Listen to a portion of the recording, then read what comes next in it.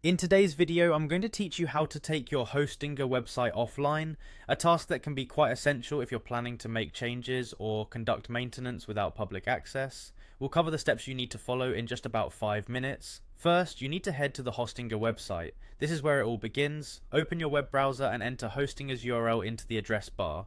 Hostinger is an affordable and reliable web hosting service, perfect for any level of user, from beginners to professionals. Once you're on the Hostinger homepage, you should see an option to log in at the top right corner of the screen. Go ahead and click on Login. This will prompt you to enter your account information. If you don't have it memorized, make sure you have access to your login credentials handy. This step is essential for managing your website settings, so make sure you're securely logged in. After logging in, you'll be taken to your Hostinger control panel, commonly referred to as hPanel. Here, you're greeted with a dashboard filled with various options and settings. From this dashboard, you'll want to navigate to the Hosting section. Simply find the Hosting tab and give it a click. This section will display all of the websites currently under your account. In the Hosting section, locate the website you wish to take offline. Once found, you'll see a Manage button associated with each listed site. Click on Manage to access the specific settings and management tools for your selected website. As you dive deeper into your website settings, look for the Advanced option.